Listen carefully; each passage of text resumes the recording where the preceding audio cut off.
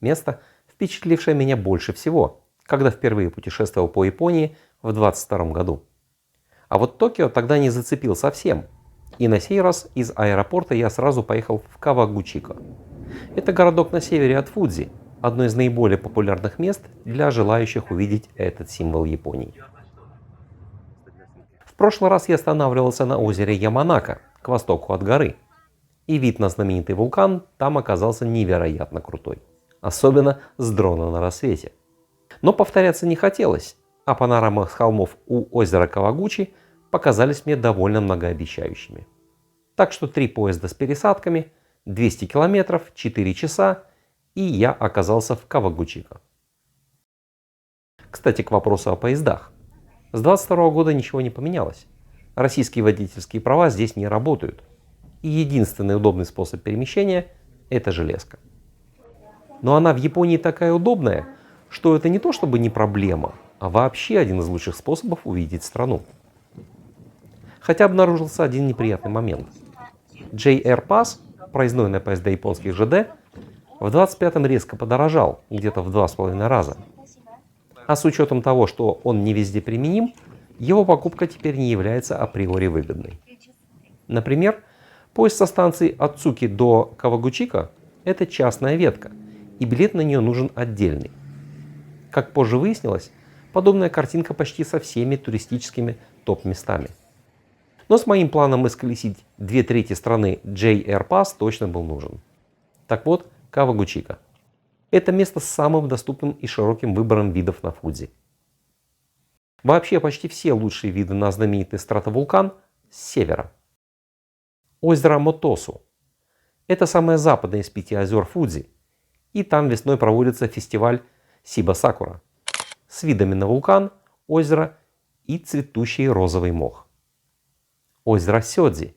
Маленькое и довольно уединенное озеро, рядом с которым печально известный лес самоубийц Аокигахара.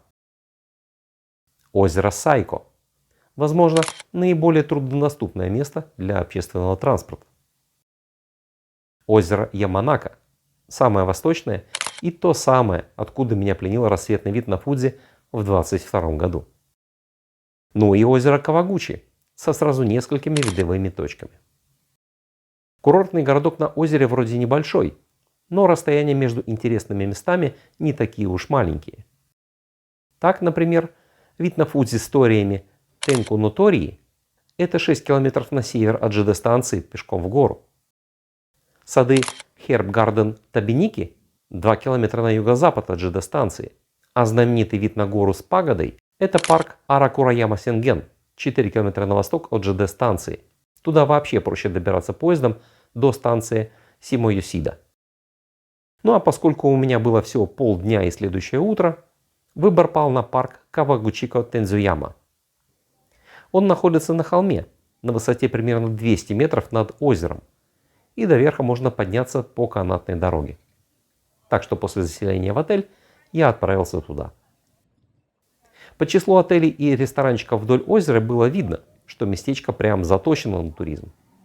Но начало апреля все же еще не сезон, и здесь это хорошо чувствовалось. А вот наверху парка нет. Народу было довольно много. Хотя что значит много? Думаю, что на золотую неделю там должно быть людей в разы больше. И это еще не высокий сезон. Сакура еще даже не начала здесь цвести, а народу просто тьма.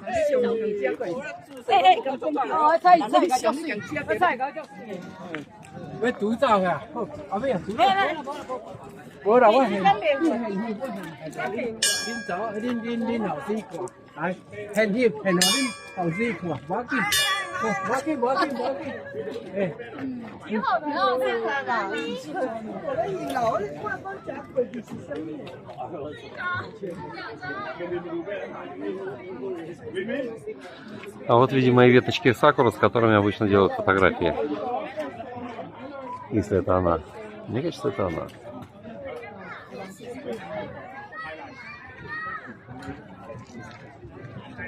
Вот в таком ракурсе. Вид с холмов реально топ. И повезло с облачностью. Пока ехал в поезде, небо было чистое, А вот вершина самого вулкана была укутана облаком, как шарфиком. Но пока добрался до верха Тензуямы, Фудзи предстала во всей красе. Подумалось, что это очень классное место для съемок дроном. Вообще, японская регистрация дрона с 22 года у меня была еще действующая. Запрещающих полеты знаков внизу и в парке я не увидел. Хотя возможно, что в подобных местах дроны запрещены по умолчанию. На всякий случай я решил просто пройти прогуляться внутрь парка, в поисках местечка, где бы не было людей. Это обязательное требование для полета в Японии. И нашел такое. Получилось заснять закатом солнца и озеро, и саму Фудзи. Вечерняя прогулка по Кавагучика ничем особо не запомнилась, кроме очереди на посадку в ресторанчике и неожиданной проблемы в магазине. Проблема трушного японского магазина. Ни слова на английском, догадывайся сам, что это такое на полках.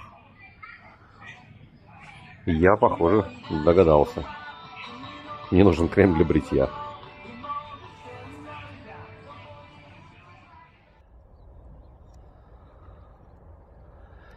Ну а следующим утром в 6 часов я уже был на озере и ловил дроном шикарнейшие кадры рассвета над Кавагучика и горой Фудзи.